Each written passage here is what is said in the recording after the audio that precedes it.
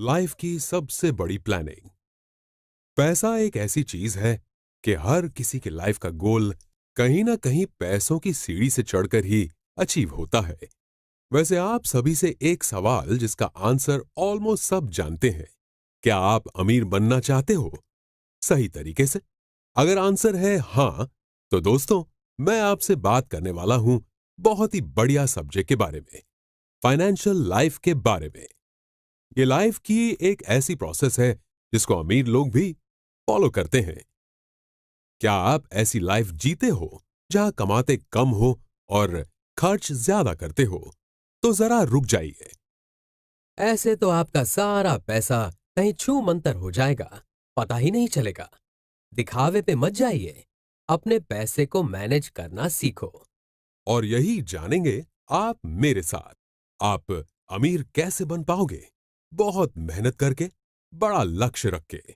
वैसे अमीर बनना किसका सपना नहीं होता? हम जॉब करते हैं, हार्ड वर्क करते हैं, सब कुछ तो करते हैं। फिर क्यों हम अमीर नहीं बन पाते? ऐसी क्या बात है जो अमीर लोगों से हमें अलग करता है? ऐसी क्या बात है जो आपके अमीर बनने के रास्ते में रुकावट लेके आती है? ये सब बताऊंगा मैं, लेकिन आपको सुनना होगा सच्चे दिल से। आप आंखें बंद करो और मुझे ये बताओ कि जब आप सुबह उठते हैं तो आपका पूरा दिन कैसे कटता है? मेरा मतलब ये है कि सुबह उठे, नाश्ता किया, जॉब गए, वापस आए, खाना खाया और सो गए। क्या ऐसी है आपकी लाइफ? ज्यादा संभावना है कि आप अपने लक्ष्य तक नहीं पहुंच पाते होंगे। सही कहा ना? सबसे पहले ये बताइए कि आपके लाइफ में कोई लक्ष्य है? क्योंकि अगर आप कुछ भी खरीदना या पाना चाहते हो तो उन सभी चीजों के प्राइस टैग होते ही हैं। अगर मैंने अभी जो बताया ऐसी आपकी लाइफ है तो आपको सबसे पहले अपनी लाइफ में डिसिप्लिन को अपनाना होगा। यहां से ही तो आपका अमीर होने का सफर शुरू होगा। किसी ने खूब कहा है कि आपका असली मुकाबला आपके खुद के साथ है। अगर आप आज खुद को बीते कल से बेहतर पाते हैं तो ये आपकी बड़ी जीत है। तो भूल जाइए आज तक आपने क्या किया, क्या गलती की, क्यों की। सब भूल जाइए। आगे क्या करना है ये सोचिए। आगे की बात आई है तो क्या आपने मेरी तरह अगले 5 साल में क्या करना है ये सोचा है? हर साल न्यू ईयर में जो सोचते हैं उसकी बात नहीं कर रहा। फाइनेंशियली आप अपने आप को कितना केपेबल बनाना चाहते हो? मेरा तो सपना है कि मैं अपना घर लेना चाहता हूं। आपका सपना क्या है? हर सपने की कोई ना कोई कीमत जरूर होती है। सपने ही तो हमें इनकरेज करते हैं पैसा कमाने के लिए। लक्ष्य को प्राप्त करना, पैसा कमाना और अमीर बनना, ये सब मुमकिन है। आपको किस तरह से अपने पैसे को बचाना है, कैसे अपने खर्च को कम करना है, अपने पैसे को कहां पे इन्वेस्ट करना है, कैसे खुद पे भरोसा रखना है कि आप कर सकते हैं, आप अमीर बन सकते हो। ये सब हम जानेंगे इस ऑडियो सीरीज में जिसका नाम है money is in your mind. कैसे अपनी भावनाएं, आदतें आपको बदलनी होंगी जिससे आप आने वाले शानदार समय को अपना पाएं। अगर आप ये सोचते हो कि सिर्फ जॉब करके आप अमीर नहीं बन सकते, तो शायद आप सही सोचते हैं। मैं शायद शब्द का इस्तेमाल इसलिए कर रहा हूं क्योंकि इस सब्जेक्ट में आपसे ढेर सारी बातें करने वाला हूं। अमीरी का मतलब हम क्या सोचते हैं? जिसके पास गाड़ी हो, बंगलो हो, पैसा हो, ये सब मटेरियल एस्पेक्ट है। इससे पर्सनल नीड्स और लक्ष्य नहीं पता चलता। पैसा खुशी नहीं देता। अमीर होना और अमीर लगना दोनों ही अलग बात है। पैसा कमाना हर किसी के बस की बात नहीं, लेकिन पैसों से अमीर बनना हर किसी के बस की बात नहीं है। हम सब बड़े होते हैं, जिम्मेदारियां बढ़ती हैं, साथ में हमें इंडिपेंडेंट भी बनना पड़ता है, क्योंकि हम कुछ चीज खरीदने के लिए अब जिद नहीं कर सकते। हमें खुद काम करके उसे खरीदना पड़ता है। दुनिया में सबकी सोच अलग होती है, सबका नजरिया भी अलग होता है। लाइफ में कोई प्रॉब्लम आए तो आप अपने दोस्तों या रिश्तेदारों से बात करते हैं, लेकिन क्या आप अपनी फाइनेंशियल लाइफ के बारे में किसी से बात करते हैं, किसी से सलाह लेते हैं? क्या घर में नॉर्मल टॉक के रूप में फाइनेंस के सब्जेक्ट में चर्चा की जाती है? अगर इन सब का जवाब नहीं है, तो अब समय बदल चुका है। फाइनेंशियल के सब्जेक्ट में चर्चा करना सबके लिए फायदेमंद साबित होगा। लाइफ एक रेस है, तो पैसा कमाना एक गेम है। क्या आप इस गेम को अच्छी तरह से खेलना चाहेंगे? क्या आप जानना चाहते हो कि आपके इस खेल में आपका शत्रु कौन है? आप उसे कैसे पहचान पाएंगे? अपने आप को कैसे बदलेंगे? हर मुसीबत के लिए हमें तैयार रहना है। आप कोई भी कार्य करो, इसके लिए आपको सबसे पहले जानकारी होनी चाहिए और अपने आप में कॉन्फिडेंस कि ये आप कर सकते हो। आप खुश तब रह पाओगे जब आप खुद को सेफ मानोगे। अपने आप को, अपनी फैमिली को खुशी देना कौन नहीं चाहता?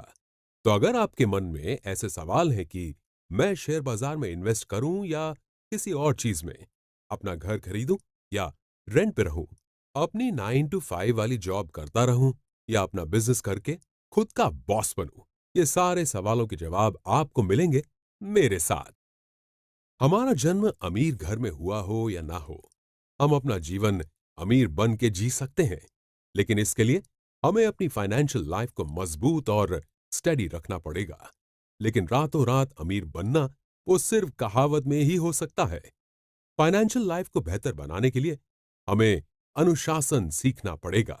अनुशासन ही जीवन के उद्देश्य और उपलब्धि के बीच का सेतु है। एक कौशल व्यक्ति भी अगर अपने जीवन में अनुशासन ना रखे, तो वो कभी सफल नहीं हो सकता। और दूसरी चीज है हमारी मानसिकता। वो कई बार हम नहीं बोलते, इसकी सोच ही ऐसी है कि वो कहीं आगे नहीं बढ़ सकता। आपकी मानसिकता आपके भविष्य का निर्माण करती है। आप अपनी फाइनेंशियल लाइफ के बारे में कितना जानते हैं? हमारे आसपास कई सारे ऐसे लोग होंगे जो कर्ज से जूझ रहे होंगे। आप जानते हो कब किस इंसान के लिए फाइनेंशियल इंडिपेंडेंट होना जरूरी होता है?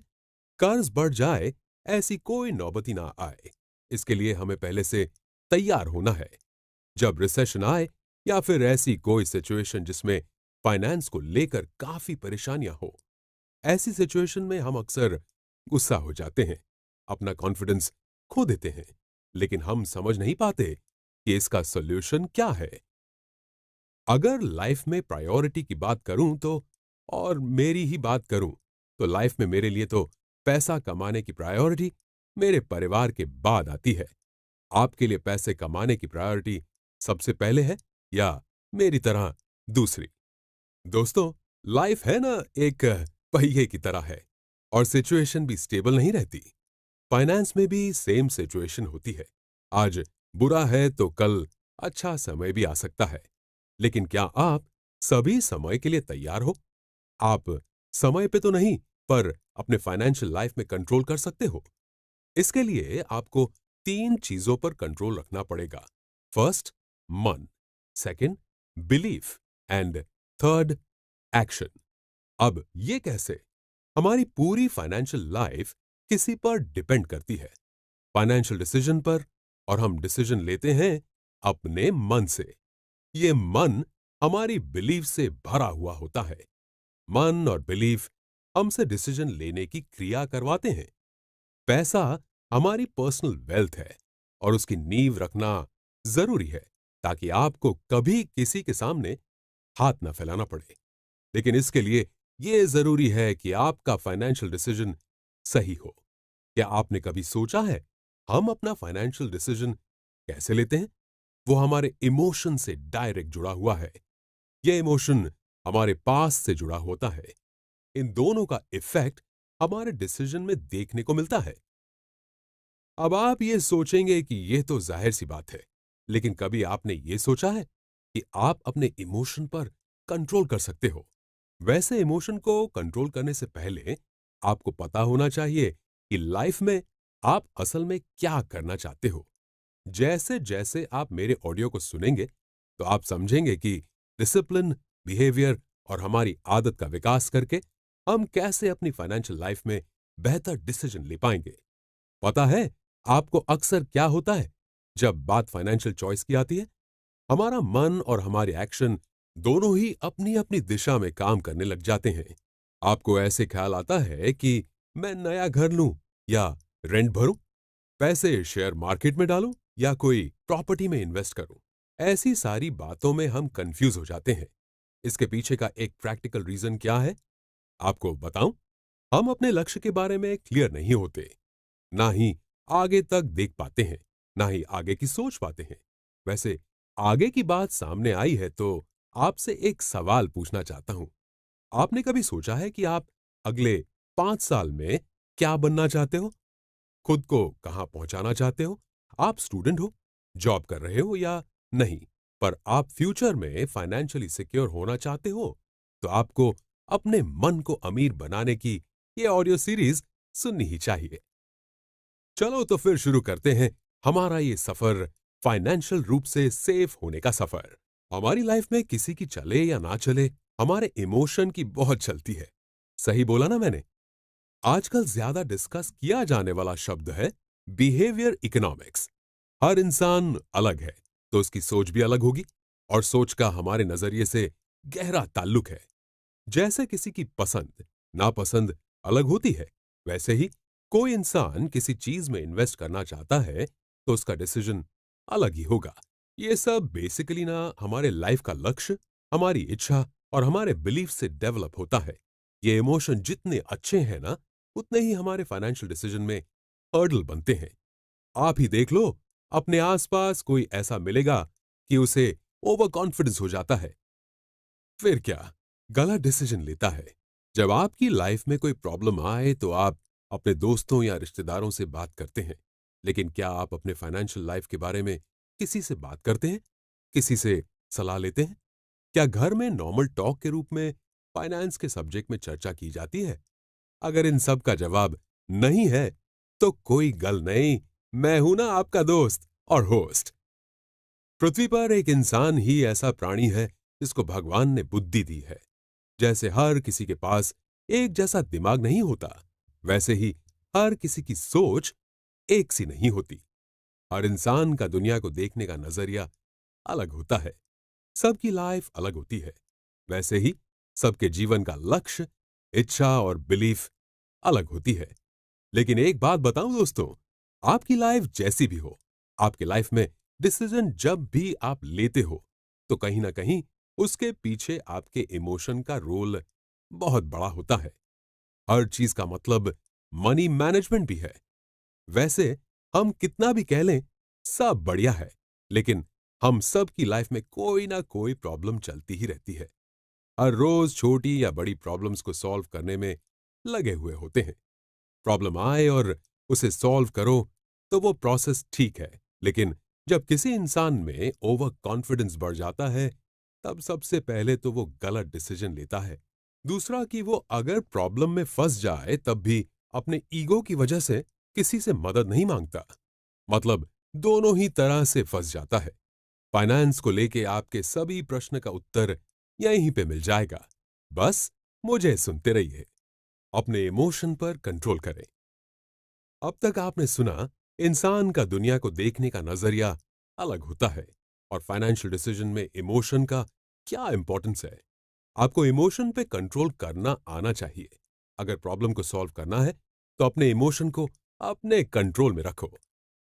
ऑथर फारनूश तोराबी ने अपनी बुक साइक योरसेल्फ रिच में बताया है कि जॉब हो या लाइफ, हम सब ना फास्ट लाइफ में हमेशा शॉर्टकट ढूंढते रहते हैं। लॉन्ग टर्म से ज्यादा हम शॉर्ट टर्म में भरोसा करते हैं। कम मेहनत, ज्यादा फायदा। लेकिन जो भी मुझे सुन रहे हैं, आपको बता दूं, जल्दबाजी हमेशा नुकसान करवा देती है। लाइफ में और खास करके फाइनेंशियल डिसीजन लेने में हमेशा पेशेंस से काम लेना चाहिए, और कभी किसी को कम या कमजोर नहीं समझना चाहिए। अब ऐसा जमाना है कि औरतें भी बेहतरीन तरीके से बिजनेस कर सकती हैं, अच्छी तरह से फाइनेंस संभाल सकती हैं। वैसे इंसान का भरोसा किस चीज पर होता है? आप ही बताएं। आप सबसे ज्यादा भरोसा किस बात पे करते हो? जो आपने सालों से सुना हो, पारंपरिक ज्ञान से जिसमें हम बदलाव नहीं करते। हमारा ज्यादातर डिसीजन अपनी सोच से आता है। क्या आप अपनी कार लेने का फैसला खुद कर सकते हो? हम कई डिसीजंस अकेले नहीं ले पाते। वो क्या है ना, हम जब फैमिली के साथ बैठते हैं तब लाइफ के सभी चीजों के बारे में डिसीजन करते हैं, लेकिन पैसा और फाइनेंस के बारे में नहीं। कई बार ऐसे भी लोग होंगे जो ये सोचते होंगे कि आज जियो, कल का कल देखा जाएगा। अब आप ही बताओ, जब तक हम रूटीन की ही चीजों को आमतौर पे चर्चा नहीं करेंगे, तो हम आगे की जनरेशन को फाइनेंस, कैसे पैसे खर्च करना, कैसे पैसे सेव करना, वो नहीं समझा पाएंगे। तो वो लोग अपना बेहतर भविष्य कैसे बना पाएंगे? आगे की जनरेशन को छोड़ो, आज की जनरेशन के बारे में सोचो। बेरोजगारी और कभी-कभी गलत फाइनेंशियल डिसीजन लाइफ को और प्रॉब्लम में डाल देता है। फिर वही प्रश्न आता है, कैसे खुद फैसला लें? लाइफ में अगर आपको अमीर बनना है, तो दो चीजों का ख्याल रखना पड़ेगा। पहला, मनी को मैनेज करना सीखो, और दूसरा, 9 to 5 की जॉब से खुद का बॉस बनना। और ये सारी बातें मैं आपको बताऊंगा हमारी इस ऑडियो सीरीज के जरिए। आपको बस करना यह है अपने इमोशन पर कंट्रोल। आप एक बार अपने इमोशन पर कंट्रोल कर लेंगे तो वास्तविक सच्चाई है, फैक्टर्स और फिगर हैं, उसे समझोगे तो आपके पास पैसा कमाने की बेहतर एबिलिटी होगी। ये सारी बात हुई हमारे माइंड के आउटर साइड की। अब इनर साइड की बात करें तो आपको जिस चीज में एक्सपर्ट बनना है, यानी कि मनी के बारे में, आपको सब कुछ समझ लेना है। आपकी बिलीफ और अब तक आप मनी के सब्जेक्ट में कैसे सोचते थे और क्यों, वो समझ लीजिए। एक तरफ जानकारी और दूसरी तरफ अब तक आपने क्या भूल की, वो समझ लेंगे तो आगे आपको क्या करना है वो सोचना आसान रहेगा। हम जैसे जैसे बड़े होते हैं वैसे वैसे हमारी जिम्मेदारियां बढ़ती हैं, लेकिन क्यों फाइनेंशियल डिसीजन को लेकर हम किसी और पे डिपेंड रहते हैं? छोड़ो डिपेंड रहना, अपने फाइनेंशियल डिसीजन को लेकर जवाबदार खुद ही बनना पड़ेगा। अपने बिहेवियर को मैनेज करना सीखो। आपको आपके मन की शक्ति का विकास करना होगा, और मन के डिसिप्लिन और पॉजिटिव बिहेवियर से आप मानसिक रूप से अमीर बन सकते हो। मैंने आपसे पहले बात की थी ओवर कॉन्फिडेंस के सब्जेक्ट में। एक ऐसी ही बात, अगर कोई इंसान ये सोचता है कि वो अपनी फाइनेंशियल किस्मत को कंट्रोल कर सकता है, तो ये उसका ओवर कॉन्फिडेंस है। एक गलत डिसीजन उसकी खुशी, हेल्थ, फाइनेंस और सिक्योरिटी के लिए खतरे की घंटी के समान बन जाएगा। अपनी किस्मत पर कंट्रोल मत कीजिए, बल्कि फाइनेंशियल सोच, बिहेवियर, काम करने की एबिलिटी पर कंट्रोल कीजिए। हम ये सब कंट्रोल क्यों नहीं कर पाते? जानते हैं क्यों? एक बात बताऊं आपको, जब अपने करियर में कंफ्यूज होते हो तो आप खुल के चर्चा करते हो। रिलेशनशिप में कोई प्रॉब्लम हो या हेल्थ में, हम सब एक दूसरे से खुल के बात करते हैं।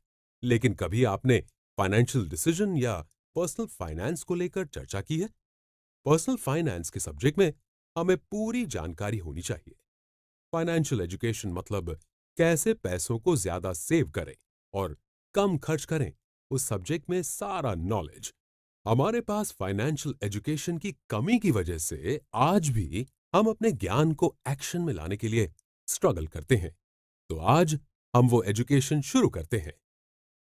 फाइनेंशियल लाइफ में सफल होने के लिए क्या जरूरी है?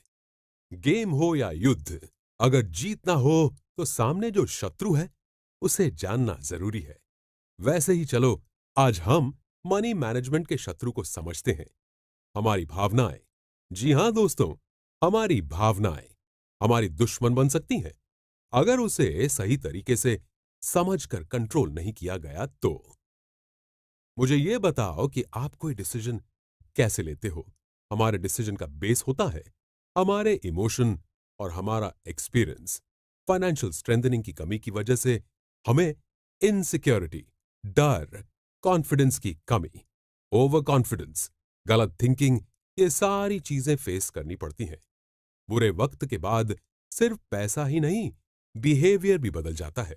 लेकिन पास्ट को क्यों पकड़ के चलना है?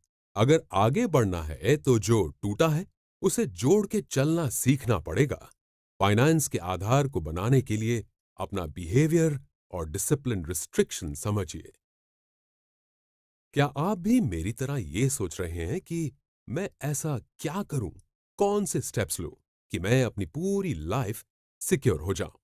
ये सिक्योरिटी कैसे मिल सकती है, वो भी इस ऑडियो सीरीज में बताया गया है, जिसे मैं आपको सिंपल शब्दों में समझाऊंगा। हर इंसान कोई ना कोई रिलेशनशिप से जुड़ा हुआ होता है। माँ, बाप, पति, पत्नी, भाई, बहन। हम जो भी रिलेशनशिप से जुड़े हुए होते हैं, उसकी इफेक्ट हमारे इमोशन पर होती है। पुराने ख्याल और रिलेशनशिप की असर की वजह से हम फाइनेंशियली स्ट्रांग डिसीजन नहीं ले पाते। रिलेशनशिप में हम कई बार दूसरे पर ज्यादा ही डिपेंड हो जाते हैं, अपने से ज्यादा किसी और पर भरोसा रखते हैं, और ऐसे ही बातों से हम खुद के लिए अच्छा डिसीजन नहीं ले पाते। नए साल में हर कोई नेक्स्ट ईयर की प्लानिंग करता है, अपनी इच्छाओं की लिस्ट बनाता है, जिसमें एक कॉमन बात होती है, वो है वजन कम करना। हम स्वीकार करते हैं कि हमारा वेट ज्यादा है। हम नेट पर सर्च करते हैं कि किस वजन से वजन ज्यादा है और क्या करने से कम होगा। एक्सरसाइज और डाइट की सारी बातों को सर्च कर लेते हैं, रिसर्च करते हैं, नॉलेज बढ़ाते हैं और उसे फॉलो करते हैं। ये नॉर्मल है ना? बस यही प्रोसेस आपको अपने फाइनेंशियल लाइफ के लिए करनी है। अपने फाइनेंस को सेफ रखने के लिए जो बिहेवियर हमें बदलना है, उसे जानने के बाद उसे अमल करना है, मेंटेन रखना है।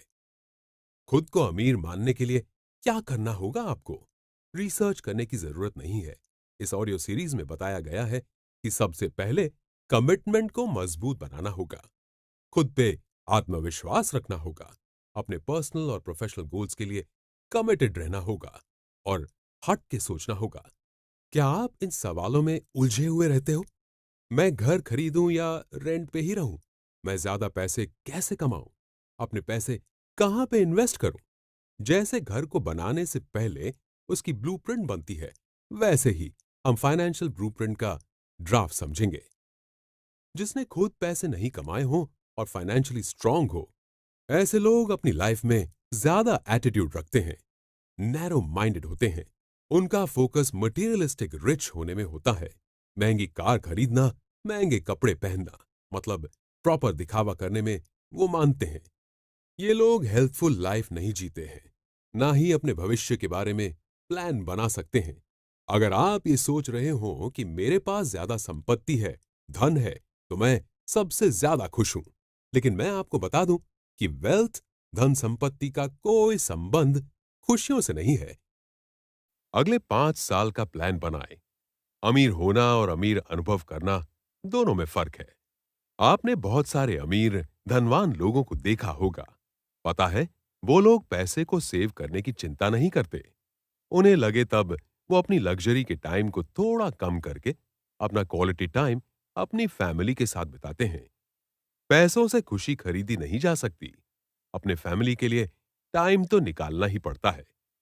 आपको ये सवाल मन में आया होगा कि रिच होना या रिच महसूस करना, दोनों एक साथ पॉसिबल है? तो चलो पहले इसके पीछे जो इमोशन होते हैं उसको समझते हैं। रिच होना मतलब खुद को सेफ महसूस करना। आपके लाइफ में सुरक्षा का क्या अर्थ है? आप अपनों के लिए, अपनी हेल्थ के लिए, घर, इनकम, सेविंग्स, इन्वेस्टमेंट, सब के लिए अपनी शक्ति के हिसाब से जो करना पड़े वो आप करते हो। इसके अलावा पैसा डोनेट करने में और दूसरों के प्रति हम्बल होने को आप क्या कहोगे? अपनी 9 से 5 वाली जॉब का काम या करियर में सिक्योर होने को आप क्या रिच कहेंगे? एक बात समझ लीजिए, आप सब कुछ खरीद नहीं सकते। सब चीजों की कोई ना कोई कीमत होती है। लेकिन आप रिच महसूस कर सकते हो क्योंकि आपके पास मजबूत फाइनेंशियल फाउंडेशन है, जो आज और हमेशा आपके लिए काम करेगा। आपको पता है, रिच होने की जगह रिच महसूस करना जीवन का सबसे अच्छा लक्ष्य है। वो ज्यादातर सिक्योर है। हमारी ये समृद्धि पैसे से नहीं, हमारे फ्रेंड्स, हमारी रिलेशन से समझी जाती है। एक बार आप ये रिच होना और रिच महसूस करने के बीच का डिफरेंस समझ लेंगे तो आपका फाइनेंशियल बेस क्लियर हो जाएगा। अब आपके पास एक पावर आ जाएगा। मजाक कर रहा हूं। बेस क्लियर होने से आप लाइफ में कभी जॉब छूट जाए, अचानक बेबी की गुड न्यूज जैसे समाचार और एवरी मंथ डॉक्टर से मुलाकात जैसे हमें पता है, ऐसे खर्च करने के लिए हम तैयार हो जाते हैं।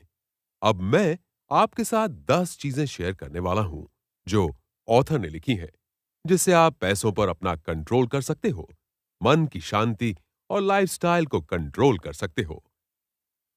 सबसे पहले बात एडिक्वेट इनकम की। हमें पैसे कमाने हैं, ये हम सब जानते हैं, लेकिन कितने, ये कोई नहीं जानता। अगर आप ज्यादा हद से बाहर पैसे कमाने के पीछे भागोगे, तो हो सकता है कि आप अपनी फैमिली को टाइम ही ना दे सको। इसीलिए एडिक्वेट अमाउंट में कमाई करो। और ये एडिक्वेट अमाउंट की एक्सप्लेनेशन है फूड से लेकर घर, ट्रांसपोर्टेशन, कपड़े, मेडिकल इंश्योरेंस से सारे खर्चे इसमें शामिल हो जाएं। ये थी सिंगल लोगों की बात। अगर कोई मैरिड है, तो वो जब अपनी फैमिली बढ़ाए, मतलब जब बच्चा प्लानिंग करे, तब उसके लिए एडिक्वेट अमाउंट में बच्चों का खर्च भी शामिल हो जाएगा। दूसरा है बचत कीजिए। आप अपनी कमाई से बचत कैसे करते हो? वैसे ऑथर बताते हैं कि आप अपनी सैलरी का एक हिस्सा हर महीने एक अलग खाते में सेव कर लो। ऐसा तब तक करें जब तक आपके पास 6 या 7 महीने की सेविंग्स ना हो जाए। ये बचत होगी आपके कल के लिए। भगवान न करे कि ऐसा कोई दिन आए कि आपकी जॉब छूट जाए। लेकिन कभी जॉब छूटे तो ये सारी सेविंग्स आपके काम आएंगी। ये सेविंग्स आपके बुरे वक्त में आपका दर्द कम करेंगी। रिटायरमेंट के लिए बचत करो। अपनी कमाई का 10% भाग इस रिटायरमेंट सेविंग में डाल दो। ये सेविंग्स किए हुए पैसे आपको फाइनेंशियल सिक्योरिटी देगा। अब अगला है माइलस्टोन सेविंग्स। पहले मैं इसे समझा देता हूं। आपके अगले 5 साल का विश लिस्ट क्या है? घर खरीदना, फैमिली शुरू करना, शादी करना। इन सब के लिए पैसे लगेंगे, पर यह कठिन नहीं होगा अगर आपने एडवांस में ही पैसे इकट्ठा करना शुरू कर दिया होगा तो। अब आती है सबसे अच्छी बात, उधार निकाल दो। आपको पता है, जब आप उधार रखेंगे तो आपको लाइफ में एक बोझ जैसा फील होगा। तो क्यों इस बोझ को लेकर जीना है? अमीर लोग भी उधार नहीं रखते। अगर वो अपने क्रेडिट कार्ड का भी इस्तेमाल करते हैं, तो वो अपने स्कोर पॉइंट के बैलेंस को 30 दिनों में भर देते हैं। आजकल की बात करें तो हर घर में हर व्यक्ति बीमा करवाता है। और ये सही बात है। स्वास्थ्य से लेकर घर और जीवन कुछ सुरक्षित नहीं है। अगर आपके पास प्रॉपर इंश्योरेंस नहीं है, तो आपके बनाए हुए सभी फाइनेंशियल प्लानिंग फेल होने की संभावना बढ़ जाती है, क्योंकि आपने इस अचानक से आई हुई सिचुएशन के लिए पैसे बचा के ही नहीं रखे होते। सातवां पॉइंट है अपना घर होना। वैसे अगर आप नहीं चाहते तो ये बात आप स्किप कर सकते हो। अगर आप किसी शहर में 5 साल से ज्यादा काम करने वाले हो, तो आपको आपका आशियाना घर होना चाहिए। वैसे देखा जाए तो घर खरीदना पॉजिटिव रिटर्न ऑन इन्वेस्टमेंट होगा। अब 8वें पॉइंट की बात करूं तो अपने रिश्ते में फाइनेंशियल जिम्मेदारी को बांट दें। शादी के बाद सब कुछ बदल जाता है, जिम्मेदारियां भी बढ़ जाती हैं। अगर आपके रिश्ते में खुल के बातचीत होगी, तो फाइनेंशियल जिम्मेदारी निभाना आसान होगा। अगला पॉइंट है पैसा जो काम करे। बहुत सारे लोग ये सोचते हैं कि अमीर बनने के लिए आपको पैसा इस तरह से इन्वेस्ट करना होगा कि वो आपको कमा के दे। जैसे स्टॉक और म्यूचुअल फंड में इन्वेस्ट करने से आपको ज्यादा लाभ मिलेगा। लेकिन इन सब में आप एक चीज भूल जाते हो, वो है खुद पर इन्वेस्ट करना। अपनी स्किल को अपडेट करते रहो। अब लास्ट पॉइंट है धर्मार्थ दान। एक स्टडी के मुताबिक आप अपना पैसा सोशल वर्क करने में लगाते हो, दान करते हो, तो वो आपकी खुशियों को बढ़ा देता है। अपने लिए नहीं, किसी और के लिए कुछ करने में या दान करने में जो खुशी मिलती है, वो और कहीं नहीं मिलती। एडिक्वेट कमाओ, बचत करो, रिटायरमेंट के लिए सेव करो, उधार चुका दो, बीमा करवाओ, अपना घर खरीदो, रिश्तों में फाइनेंशियल जिम्मेदारियों को बांट दो, अपनी स्किल को अपडेट करने में खर्च करो और दान करो। ये सारी चीजें आपको मन की शांति और पैसे पर कंट्रोल देगा। जॉब कर रहे हो तो ऐसा भी दिन आ सकता है कि जॉब चली जाए और आपके पास कुछ पैसे ही हो। ये पैसे खत्म हो जाएं, उससे पहले आपको नई जॉब ढूंढनी होगी। और ये भी सोच रहे हो कि ऐसी नौबत कभी ना आए। पैसे होना और पैसे का खर्च करना दोनों ही अलग बात है। लाइफ में एक गोल होना और उस पे चलना आपको पैसे पे पकड़ बनाने में हेल्प करेगा। आप ही सोचो, अगर आपको फैमिली स्टार्ट करनी है, अपना घर लेना है, तो आपको सपने पूरे करने के लिए, फाइनेंशियली बेहतर बनने के लिए पैसे कमाने का मोटिवेशन मिलेगा। लक्ष्य होना लाइफ को शेप देता है। चाहे आपका लक्ष्य जो भी हो, अच्छे माँ बाप बनना, दुनिया घूमना या अपना बिजनेस चलाना चाहते हो, तो लक्ष्य के बारे में ऑथर ने कहा है कि भावनात्मक रूप से और फाइनेंशियली सभी लक्ष्य की कोई ना कोई कीमत होती है। सबके प्राइस टैग होते हैं। जीवन में लक्ष्य का होना जरूरी है, लेकिन इसके साथ हमें यह भी जानना होगा कि लक्ष्य की डिफिकल्टीज क्या हो सकती हैं।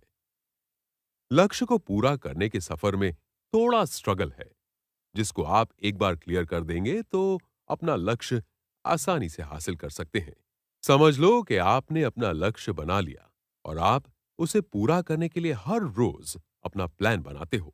लेकिन कई बार हम ये जान ही नहीं पाते कि हमारे लिए कौन सी चीज ज्यादा इंपॉर्टेंट है।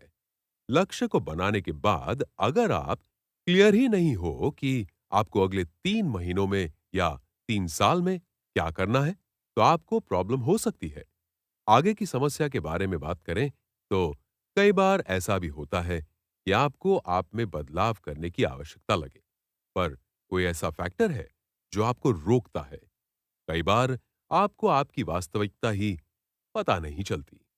हम ये सोचने लगते हैं कि आगे जाके ज्यादा फायदा नहीं होगा, लेकिन बहुत ही बेहतरीन रियलिटी आपका इंतजार कर रही है, जिसे हम पहचान ही नहीं पाते।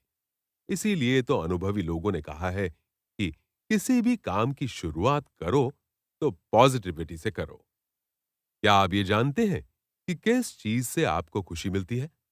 सबसे इंपॉर्टेंट बात, क्या आप फाइनेंशियली किसी पे डिपेंडेंट हैं? क्योंकि किसी पे डिपेंड होना मतलब जिम्मेदार नहीं होना। आपने सुना, ये सारी बातें हमारी भावनाओं से जुड़ी हुई हैं।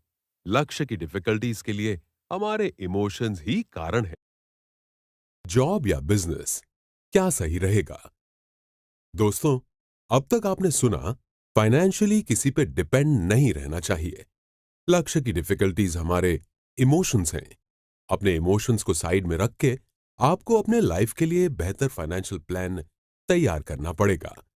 अपने लक्ष्य को पूरा करने में जो डिफिकल्टीज आती हैं, उसे दूर करने में मास्टरी हासिल कर लीजिए। डिफिकल्टीज को दूर करने के लिए क्या करना पड़ेगा? लाइफ में जिस सिचुएशन में आपको डिफिकल्टीज आई हैं, वहीं अपनी सोच को थोड़े आगे की सोचने पर रोक लीजिए और पीछे मुड़कर देखिए कि आपकी लाइफ किस दिशा में जा रही है। जब आपको कुछ समझ ना आए तो अपने किसी दोस्त, फैमिली या मेंटर से खुल के बात करके उनसे सलाह लीजिए। जब किसी प्रॉब्लम में फंस जाएं तो रुकिए और किसी खास इंसान की सलाह लीजिए। फिर से खुद से बात कीजिए कि आप कहां हो, कहां पहुंचना चाहते हो, आपका लक्ष्य क्या है। फिर आपका रास्ता थोड़ा क्लियर हो जाएगा। अब समय आ चुका है कि आप अपनी विल पावर को एस्टैब्लिश करें। सबसे पहले अपने रिस्पॉन्सिबिलिटीज को एक्सेप्ट कीजिए। आपको पता है आपका कर्तव्य और आपका लक्ष्य दोनों ही अलग बात हैं, लेकिन आपको लाइफ में अपने लक्ष्य और अपने कर्तव्य को साथ में लेकर चलना है। दूसरा, अपॉर्चुनिटीज को पहचानिए। अवसर देर सवेर हर उस इंसान के पास आता है जो चुनी हुई दिशा में काम करता है। अपने आसपास छुपी हुई अपॉर्चुनिटीज तो पहचानिए। अगर आप बिजनेस करना चाहते हो तो अपने आसपास देखिए कि कोई है जो बिजनेस में इन्वेस्ट करना चाहता है, क्योंकि वो आपके लिए अपॉर्चुनिटी है। सही समय और सही जगह पर अपनी अपॉर्चुनिटी को पहचानिए। आपने पहले भी सुना है कि लाइफ में हर चीज का प्राइस टैग है, किसी का कम तो किसी का ज्यादा। उसका एनालिसिस कीजिए और अपने लक्ष्य के मुताबिक चुनिए। जीवन में हाई टारगेट्स रखें। जितना बड़ा होगा आपका लक्ष्य, उतना बेहतर आप उस पर काम कर पाओगे। आप में से कोई है जिसका कोई भी दोस्त नहीं है? ऐसा कोई नहीं होगा, और नहीं है तो मैं हूं ना। जैसे हर किसी के लाइफ में एक दोस्त होता है, वैसे ही फाइनेंस में एक बड़ी सिस्टम है जिसमें आपको करना है अपने दोस्त से बात। अपने लक्ष्य को शेयर करें ताकि आपको प्रॉपर सलाह और इंस्पिरेशन मिलती रहे। हम नए साल में नए लक्ष्य को बनाते हैं, जैसे वजन कम करना, नई कार लेना, लेकिन साल के बीच तक क्या होता है? हम भूल ही गए होते हैं कि हमने कोई लक्ष्य बनाया है। इसीलिए हमें लगातार खुद को इंस्पिरेशन देते रहना है ताकि अपने लक्ष्य को हम भूल ना जाएं। खुद को इंस्पिरेशन मिलती रहे, इसलिए अपने लक्ष्य के सब्जेक्ट को अपने दोस्त या फैमिली को कहते रहो। वो आपको याद दिलवाते रहेंगे। आपके लाइफ में प्रोफेशनल गोल्स होंगे और पर्सनल भी, लेकिन आपको दोनों को ही बैलेंस करके चलना होगा। तभी आप अपनी लाइफ में रिचनेस को महसूस कर पाओगे। अपने पैसे को एक उद्देश्य देकर आप अपनी फाइनेंशियल लाइफ को ज्यादा मीनिंगफुल बना सकते हो। जैसे हर किसी की सोच, नजरिया अलग होता है, वैसे हर किसी के लिए पैसों की डेफिनेशन भी अलग होगी। आपका नजरिया जो कुछ भी हो, पैसों के सब्जेक्ट में आपका खुद का एक डेफिनेशन होना जरूरी है। आपकी मनी फिलॉसफी आपको कैसे मदद करती है पता है? आपके लक्ष्य को बूस्ट करती है, फाइनेंशियल समस्या को चेक करके उसे दूर करने में मदद करती है। वैसे आपकी कोई मनी फिलॉसफी है या नहीं?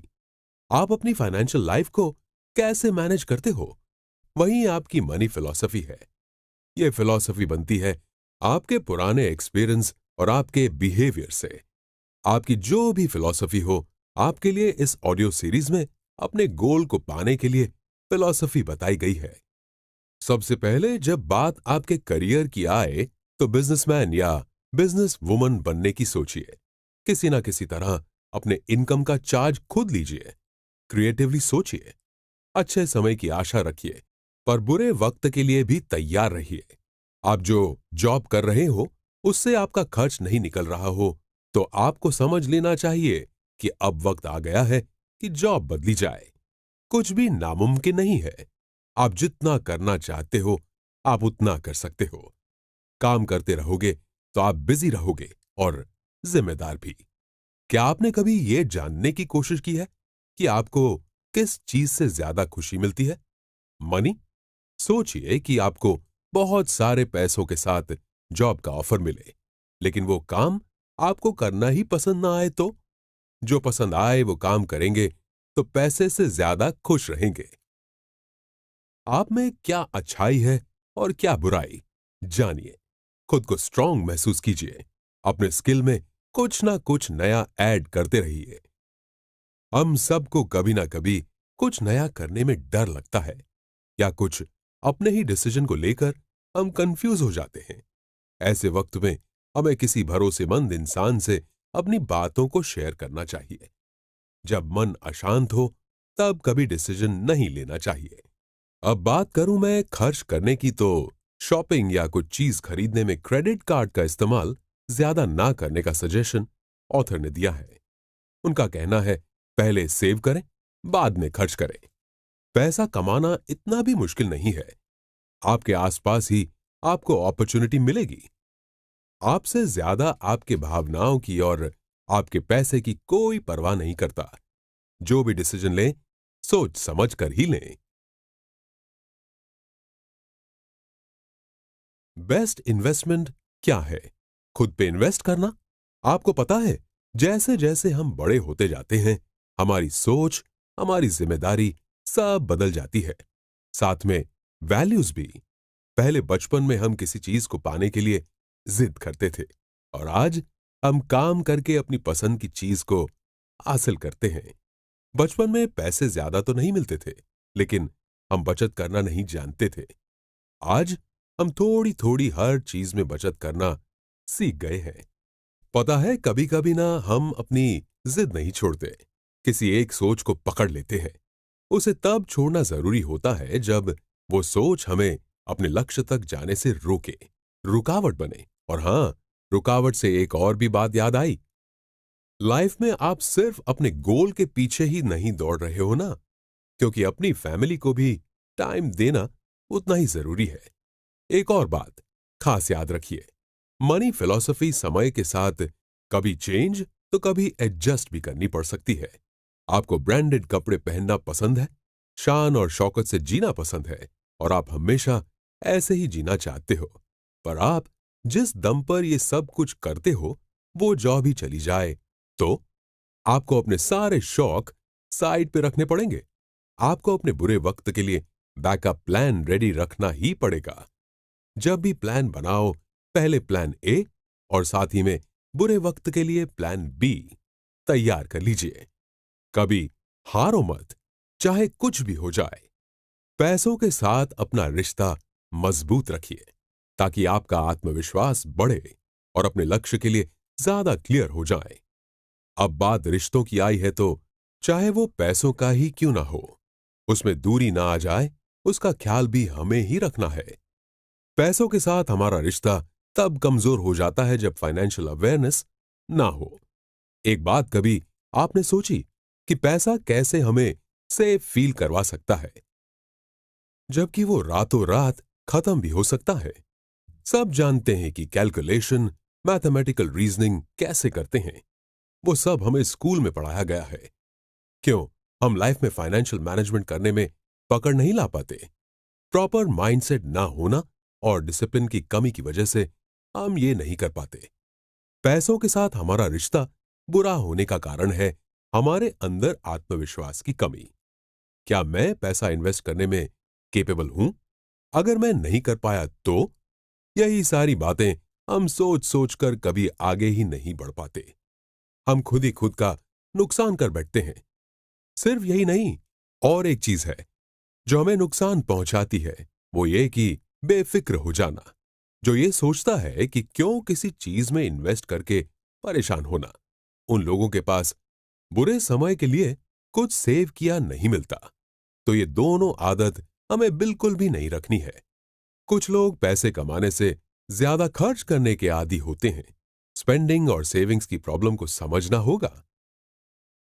रिलेशनशिप में फाइनेंशियल रिलेशन का कनेक्शन।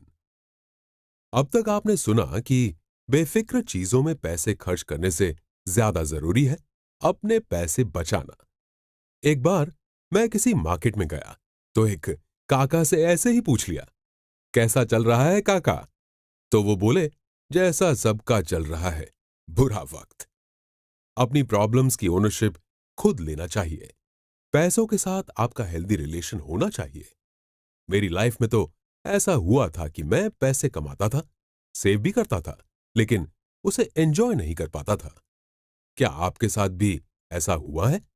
इस बुक में ऑथर ने भी यही कहा है कि अगर आपने ठान ली कि मैं कर सकता हूं, तो आप अपनी लाइफ में कुछ भी हासिल कर सकते हो।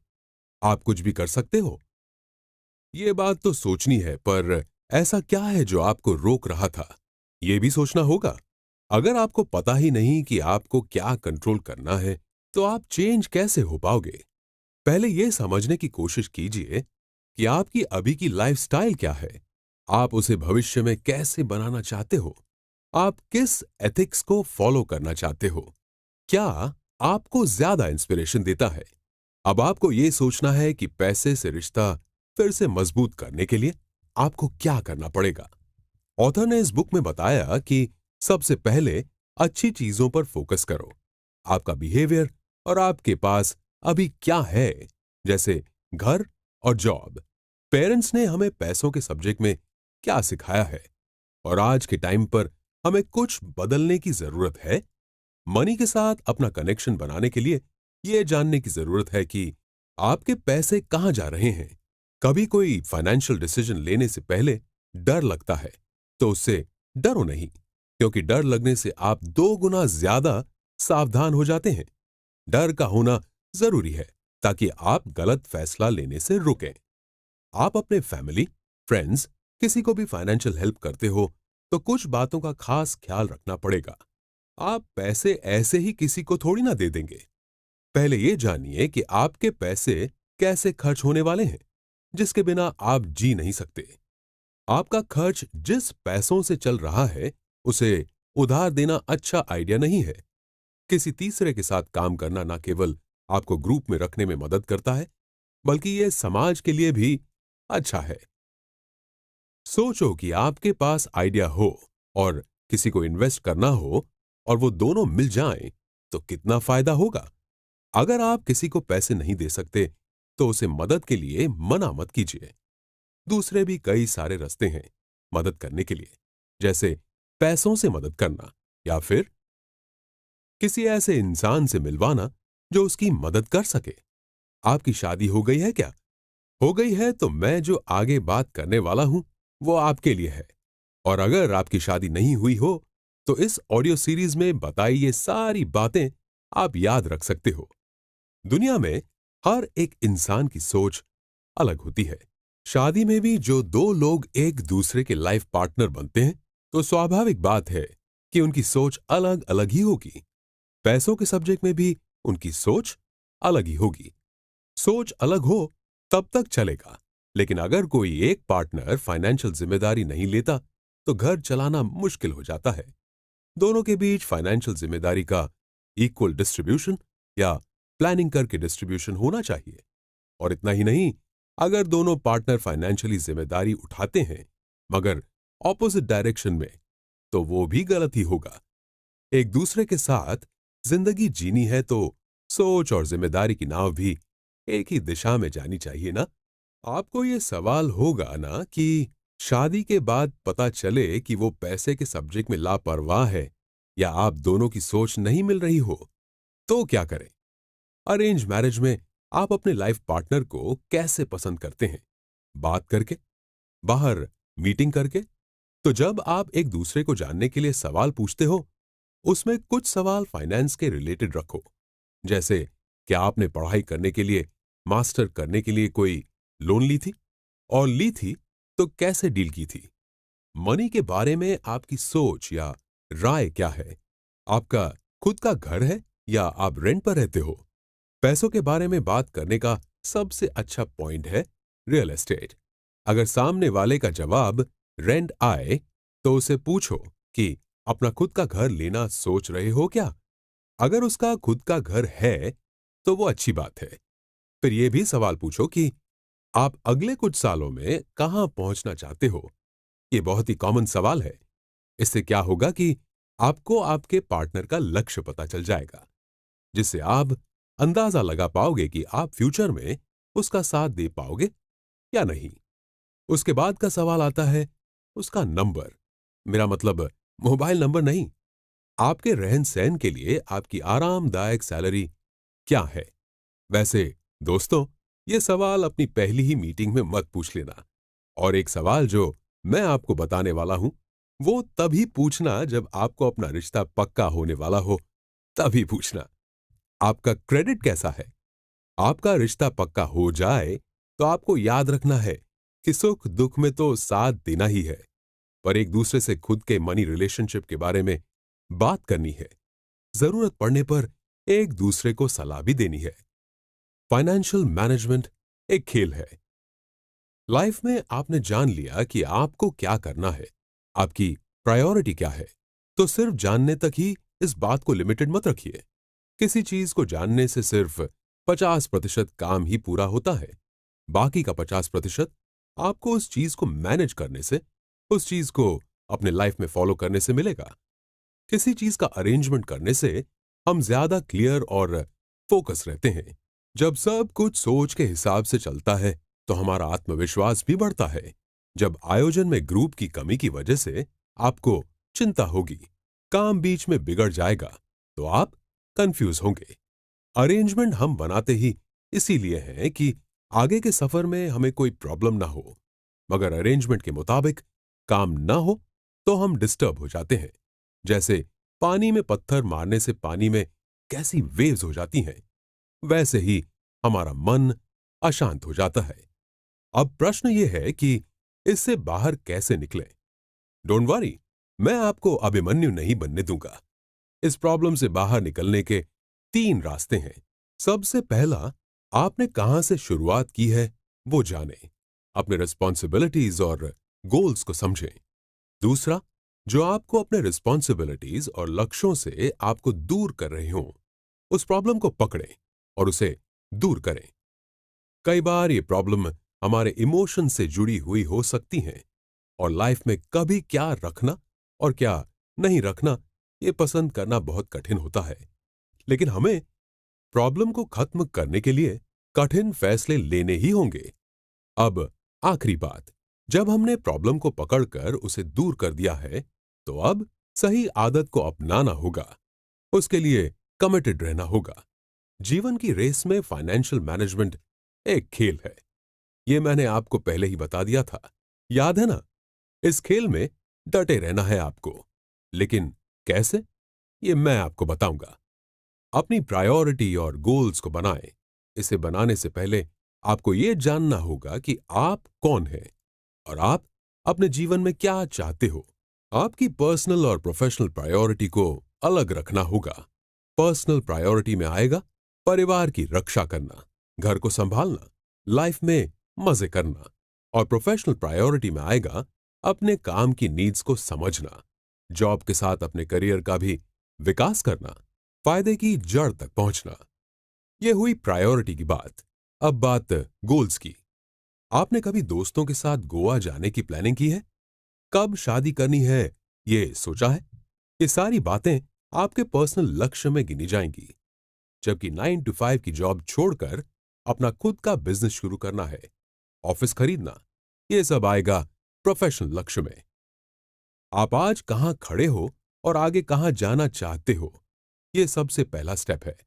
आपके लक्ष्य और प्रायोरिटी के बीच जो भी आ रहा है उसको साफ करें। गलत दोस्ती ऐसा रिश्ता है जो लंबे समय तक नहीं टिकने वाला हो। ये सारी अव्यवस्था को साफ करने से पहले अपने भावनाओं को कंट्रोल करना सीखना होगा। जब सब कुछ क्लियर हो जाए, तब आपका कर्तव्य बनता है कि अपनी लाइफ की गाड़ी को पटरी पर लेके आए। मतलब ऐसी आदत अपनाएं जो आपको मदद करे। ये आदतें कौन सी होनी चाहिए, ये भी हम समझते हैं।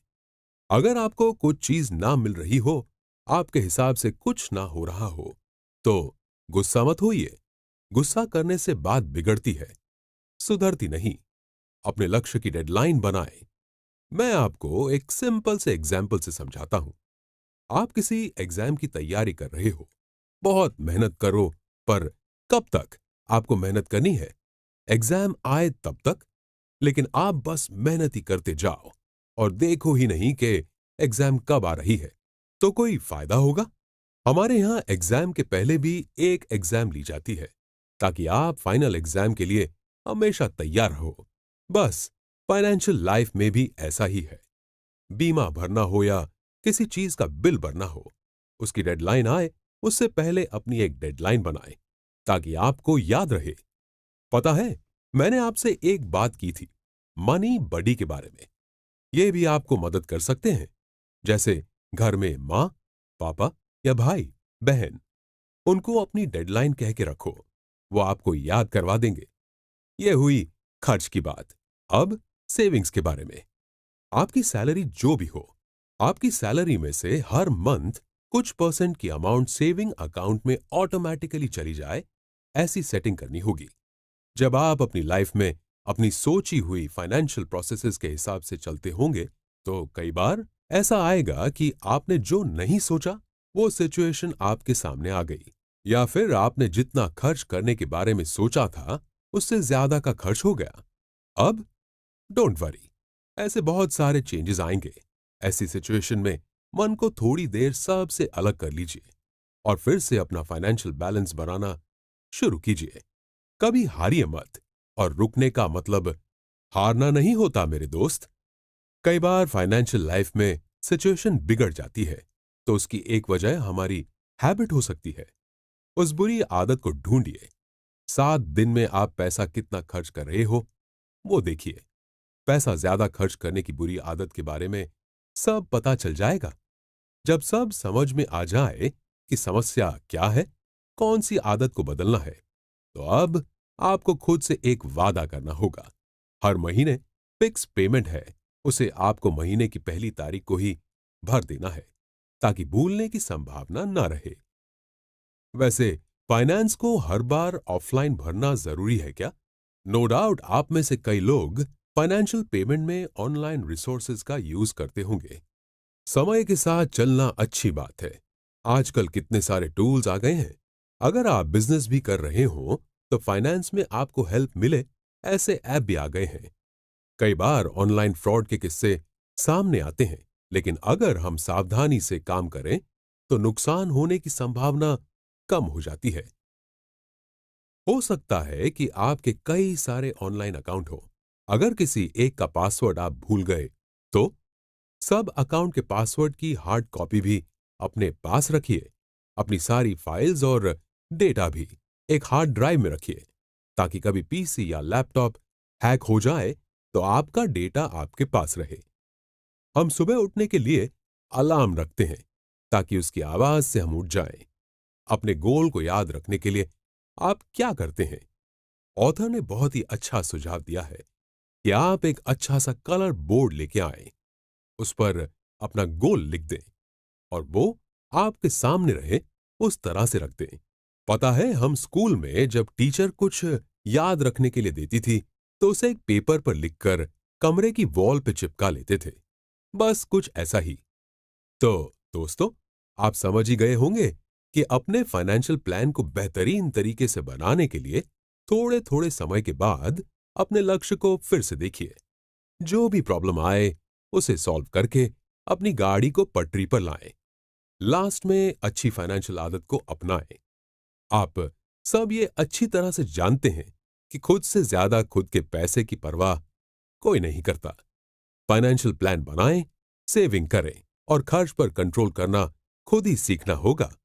जब आप कोई डिसीजन करो तब सामने कोई स्ट्रॉन्ग रीजन ना मिले, तब तक अपने डिसीजन को चेंज मत कीजिए। आप अपने फाइनेंशियल डिसीजंस को लेने के लिए इंडिपेंडेंट हैं।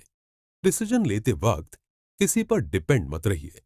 जैसे मैंने आपसे पहले कहा है, आपके पैसे की परवाह आपसे ज्यादा और कोई नहीं कर सकता। कोई इंसान परफेक्ट नहीं होता। कभी ना कभी वो गलती करता है और हम अपनी गलतियों से ही तो सीखते हैं। जब भी कोई डिसीजन लें, पहले अपने हिस्ट्री में चेक कर लीजिए। जो भी गलतियां पहले हुई हो वो दूसरी बार ना हो। आप अपनी वकालत तब भी कर सकते हो जब आपको पता हो कि आपका क्रेडिट कैसे खराब हुआ। जब आप समझ लो कि आपको क्या नहीं करना है, आपको क्या करना है, वो क्लियर हो जाएगा। जब आप कुछ चीज खरीदने जाते हो, इंटरनेट से कोई चीज मंगवाई हो या बॉन्ड खरीदे हो, सबसे पहले आपको उसकी टर्म्स एंड कंडीशन समझनी होगी। तभी आप अपने हक के बारे में जान पाएंगे। अपने लक्ष्य को प्राप्त करने के लिए अपने जो भी डिसीजन लिया है उस पे आपको अटल रहना होगा। महीने में एक बार तो आपको आपके बैंक की स्टेटमेंट चेक करनी होगी, ताकि आपको खर्च के बारे में पता चलता रहे। बुरे वक्त में आपको खुद को ही सिचुएशन को संभालना होता है। इसीलिए अगर आप प्लान ए बना रहे हो तो आपके पास बैकअप में प्लान बी भी होना चाहिए। सेफ साइड सोच के ही रखिए। दुनिया में कोई भी चीज रिस्क फ्री नहीं होती। हमने पहले बात की थी कि हर चीज का एक प्राइस टैग होता है। ये बात को ध्यान में रखते हुए हमें कोई भी डिसीजन लेने चाहिए।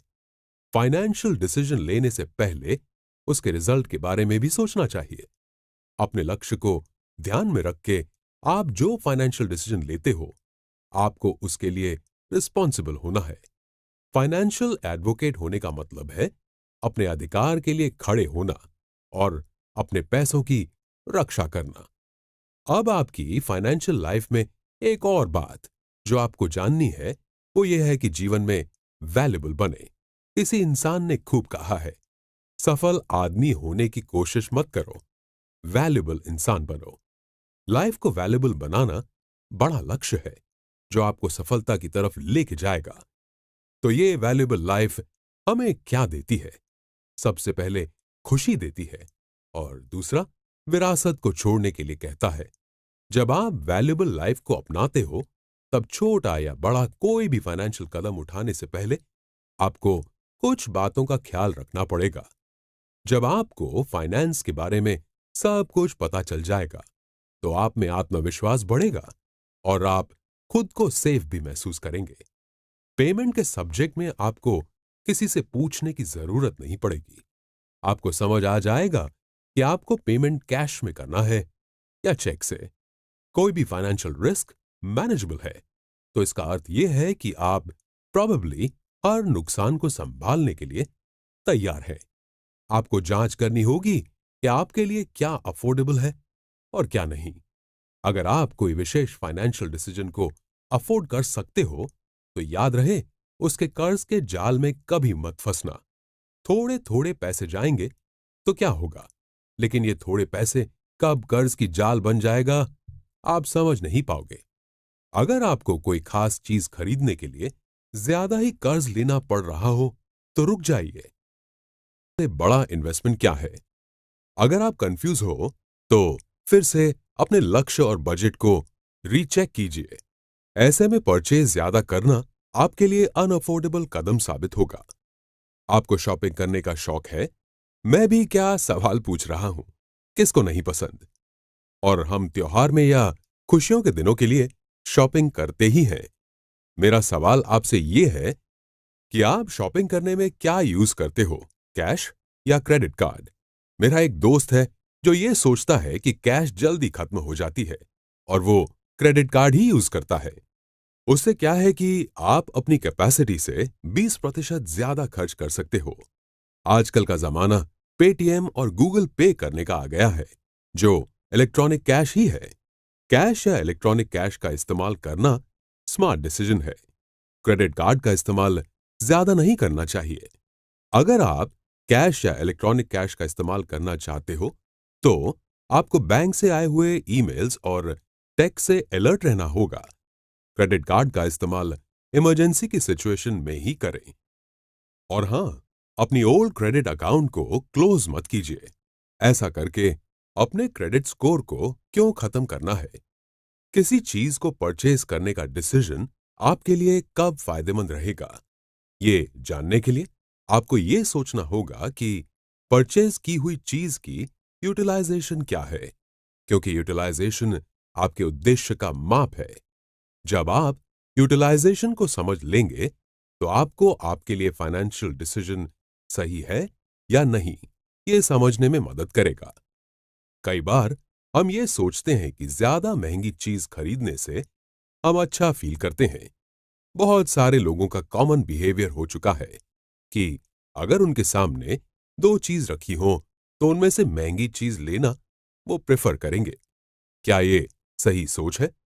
हम अपने मनी डिसीजन को कंट्रोल क्यों नहीं कर पाते? ये सवाल आपका होगा। उत्तर मैं देता हूं। अगर कोई चीज आप परचेज कर रहे हो तो ये जान लो कि इसके जैसी कोई चीज अवेलेबल है या नहीं, और आपके लिए उन दोनों ऑप्शन में से कौन सा ऑप्शन पसंद करना ठीक रहेगा। एक एग्जाम्पल से आपको समझाता हूं।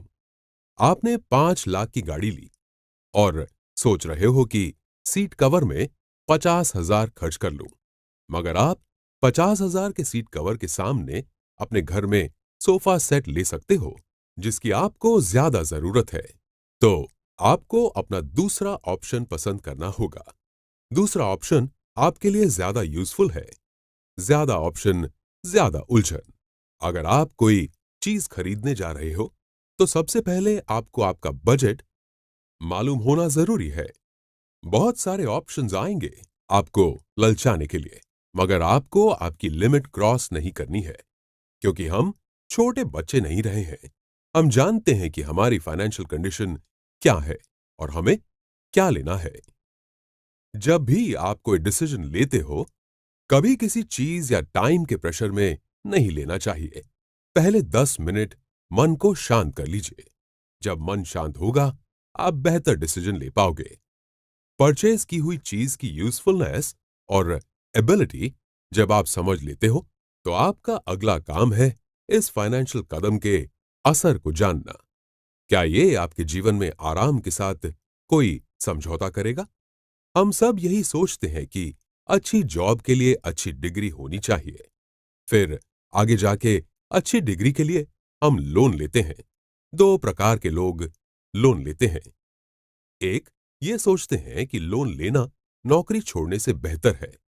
कोई ये सोचता है कि लोन लेकर पढ़ाई करना खुद पे इन्वेस्टमेंट करना ही हुआ। इनमें से आपकी सोच कौन सी है? एक बात बताऊं दोस्तों, लाइफ की रियल वैल्यू स्टॉक मार्केट में पैसे कमाना या रियल एस्टेट में इन्वेस्ट करने में नहीं है। रियल वैल्यू तो तब है जब आप खुद पे इन्वेस्ट करो, अच्छे स्वास्थ्य के लिए योग करो, जिम में जाओ, साल में एक बार ट्रैवलिंग करो। हम सब अपनी लाइफ में सेफ प्लानिंग करके चलते हैं, लेकिन क्या आपके पास रिस्क को हैंडल करने की कैपेसिटी है? जब भी अपना प्लान ए बनाओ, याद रखो आपको प्लान बी भी साथ में रेडी करना चाहिए। हम प्लानिंग की बात को अच्छी तरह से समझ चुके हैं। अब हम ये जानते हैं कि आपका फाइनेंशियल डिसीजन आप कैसे खर्च करते हो, इस पे नहीं, बल्कि आप कैसे सेव और इन्वेस्ट करते हो, उस पर है। कभी ऐसा हुआ कि खर्चे धीरे धीरे कम होते जा रहे हों? ऐसा कभी होगा भी नहीं। हमारी जरूरत के हिसाब से खर्चे बढ़ते ही जाएंगे। हमें छोटे छोटे एडजस्टमेंट करके कुछ रकम को अपने अकाउंट में सेव करना है। और ऐसा नहीं है कि आपकी सेविंग अकाउंट में कोई कमाई नहीं होगी। सेविंग अकाउंट में पैसे रखना सेफ है। क्या आप सर्टिफिकेट ऑफ डिपॉजिट के बारे में जानते हैं? ये आपको मैच्योरिटी के दर से अधिक और अधिक इंटरेस्ट रेट देता है। क्या आप 5 साल आगे की सोच पाते हो? फाइनेंशियली हमें स्ट्रांग बनना है, तो हमें सेविंग्स करनी पड़ेगी। लाइफ में सेविंग्स दो वजह से की जाती है, एक रेनी डेज के लिए और एक रिटायरमेंट के लिए। रेनी डेज यानी लाइफ में आने वाली शॉर्ट टर्म इमरजेंसी, जैसे एक्सीडेंट हो जाना, और दूसरी सेविंग्स हमारी लाइफ के 30-40 साल के बाद की सुरक्षा के लिए आज से सेविंग्स करना शुरू करते हैं। आप बोलेंगे कि इमरजेंसी सेविंग्स हो गई है, रिटायरमेंट के लिए सेविंग्स की तैयारी हमने शुरू कर दी, पर इन दोनों के बीच के टाइम का क्या? जैसे आप अपनी फैमिली शुरू करना चाहते हो, घर खरीदना चाहते हो, तो अपना करियर पाथ को बदलना चाहते हो, तो आपके फाइनेंस को संभालने में कहीं कुछ बुरा ना हो जाए, इसके लिए आपको एक प्लान की जरूरत है। आज से ही आपको अगले 5 साल का अनुमान लगाना शुरू करना होगा। सबसे पहले ये जानिए कि आप अभी कहां पर हो। मतलब, मुझे सुनते सुनते आप सोफे पे बैठे हुए हो या व्हीकल चला रहे हो, ऐसा नहीं। अगर आप जानना चाहते हो कि आप अभी कहां पर हो, तो अपने आप से ये सवाल पूछो, मेरे पास अभी कितनी सेविंग्स है? कितना कर्ज है अभी मेरे पास? मेरा क्रेडिट स्कोर क्या है? अभी मेरी जॉब कितनी सेफ है? मतलब, आप ये जॉब अगले 5 साल तक कंटिन्यू कर पाओगे? जब पैसों को संभालने की बात आती है, तब मेरी प्रॉब्लम क्या है और क्यों है? इन सवालों से आप ये जान लेंगे कि आप अभी कहां पर हो। अब ये सोचो कि आपको कहां पे जाना है। एक पेपर और पेन लेकर बैठो। अगले 5 साल का पर्सनल, फाइनेंशियल और प्रोफेशनल लक्ष्य को नोट डाउन करो। खुद से पूछो कि क्या बदलाव करना ठीक रहेगा? अगर आप ज्यादा पैसे कमाना चाहते हो तो, या अपना करियर बदलना चाहते हो तो। अगले 5 साल किसी ने नहीं देखे हैं, तो जब आप अगले 5 साल के बारे में सोचो, तो सारी संभावनाओं को अपना लो। अच्छा और बुरा सब कुछ सोच लो। सब कुछ अच्छा ही हो ऐसा जरूरी नहीं है, इसलिए थोड़ा नेगेटिव भी होना जरूरी है। उम्मीद यह है कि थोड़ा नेगेटिव होना जिंदगी में कुछ एक्चुअल रिस्क के खिलाफ ढाल के रूप में काम करती है। आपको आपकी फाइनेंशियल प्लानिंग बनानी पड़ेगी। जो आने वाले रिस्क्स, अनप्रिडिक्टेबल एक्सीडेंट्स, हमें क्या चाहिए और हमारी जरूरत के सामने की योजना है। फाइनेंशियल प्लानिंग बनाने से पहले आपको अपनी फाइनेंशियल रियलिटी को अच्छी तरह से समझ लेना है। उसके बाद फाइनेंशियल फ्यूचर की नींव रखनी है। इस तरह की योजना बनाना क्यों जरूरी है पता है? जॉब छूटने से लेकर मंदी तक की सारी संभावनाएं जोखिमों से निपटने के लिए तैयार की जाती हैं। आप ये सोचिए कि कैसे कर्ज चुकाएंगे, कैसे बचत करेंगे। आपकी प्रोग्रेस पर आपको खुद ही नजर रखनी पड़ेगी। फाइनेंस प्रॉब्लम को दूर करने में मास्टर बने। हम 5 साल के प्लान के बारे में चर्चा कर ही रहे हैं, तो पहले रिस्क के बारे में भी जान लें। कोई नहीं चाहता कि कभी भी मार्केट में मंदी आए। मंदी के समय शेयर बाजार क्रैश हो जाता है, बेरोजगारी बढ़ जाती है, डर का माहौल सभी के मन में फैल जाता है।